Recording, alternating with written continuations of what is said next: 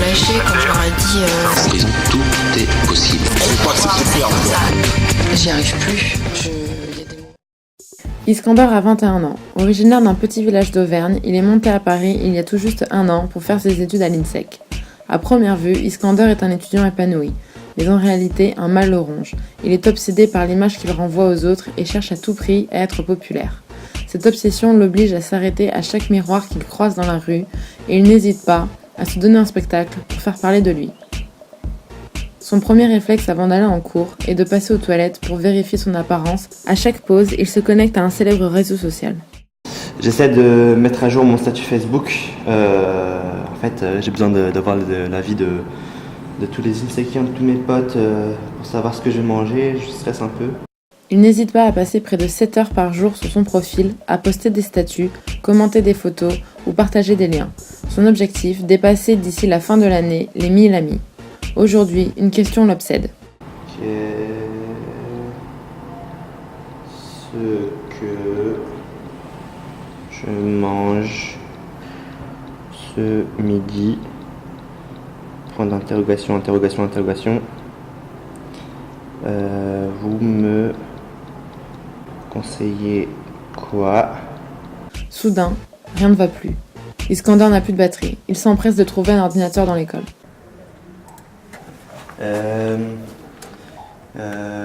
Je mange quoi ce midi?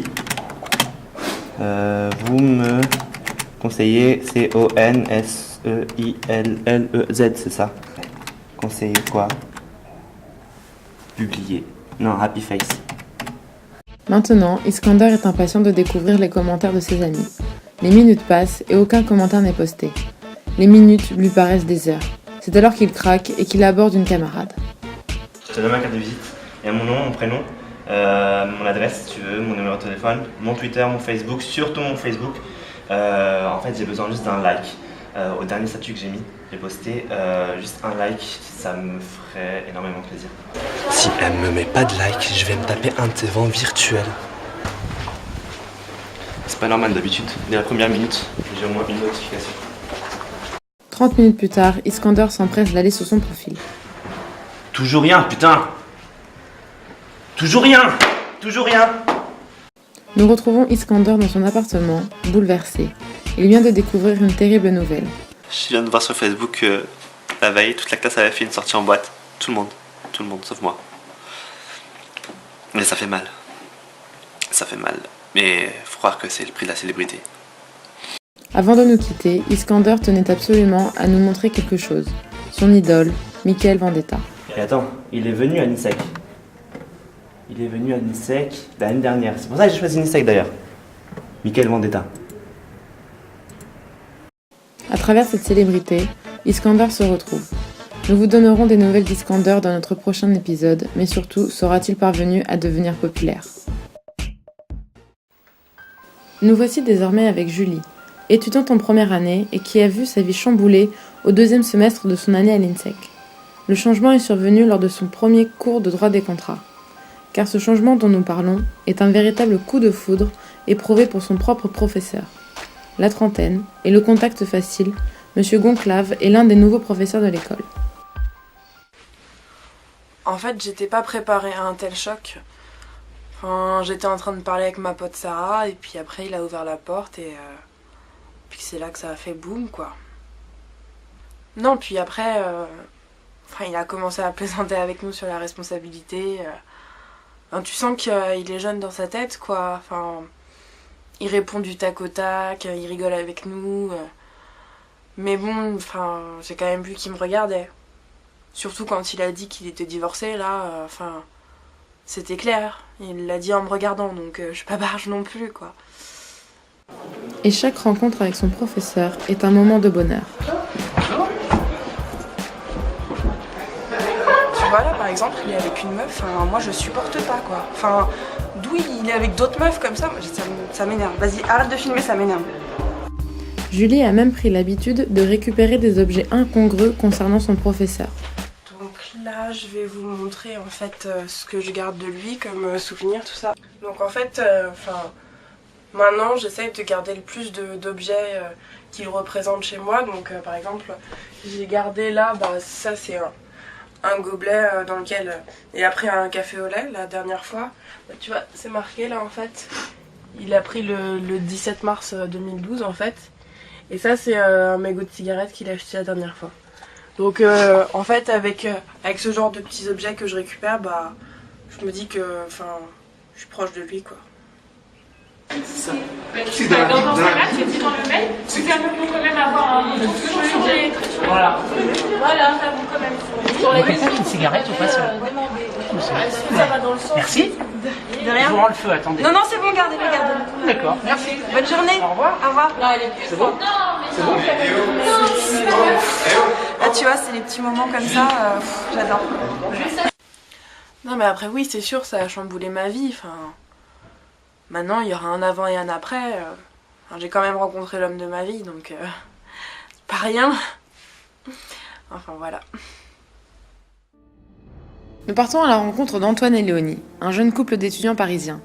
Ensemble depuis 1 mois et 10 jours, ils vivent tous les deux chez les parents de Léonie et étudient dans la même école. Il ne se passe pas plus de 2 heures sans que le couple soit séparé. Mais depuis quelque temps, plus rien ne va dans ce couple. Et pour cause, Antoine est ultra jaloux et ne supporte pas de rester éloigné de sa belle plus d'une journée. Cette jalousie commence à avoir des répercussions sur leur couple. Antoine passe plusieurs heures sur les profils de Léonie et inspecte les moindres détails qui pourraient paraître suspects.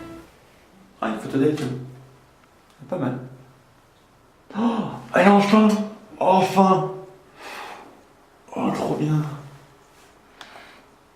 Ah oui, trop bien. Oh, est-ce que je l'aime? C'est qui ce mec là? C'est quoi ce bordel? Faut que je lui demande. Ce poste fait monter l'angoisse chez Antoine. Antoine craque et tente d'appeler Léonie. Ouais, allô, Alexis? Je t'appelle, tu réponds pas, je sais pas comment ça se fait. Dis-moi, j'ai vu un truc bizarre sur ton mur.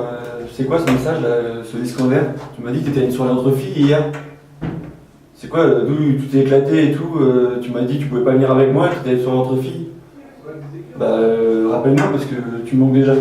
Allez, gros bisous. Un peu plus tard, le moment tant redouté par Antoine est arrivé. Il va devoir se séparer de Léonie pendant l'heure et demie que dure son cours d'anglais. Une fois en cours, le premier réflexe d'Antoine est d'envoyer des SMS torrides à sa dulcinée. Ses pensées ne sont que pour elle, car sans elle, il est perdu. Tiens Léonie, en fait, il faudrait que tu me passes ton numéro pour l'aide avec elle. Ouais, bien sûr. Tiens. Merci. Ça va? Bah ouais. C'est qui ce mec là? Mais c'est Rémi. Comment ça, Rémi? C'est Rémi pour la QT, on a un projet. Tu te demandes ton numéro, tu lui donnes. Toi. Tu veux que je fasse comment? Je sais pas, un mec il arrive, il te demande ton numéro, direct, tu lui donnes, je trouve ça un peu moyen quand même. Non? Franchement, tu me fais des Je sais histoires pas, pour rien. même pas tu fais. C'est bon. Visiblement, la jalousie d'Antoine étouffe Léonie.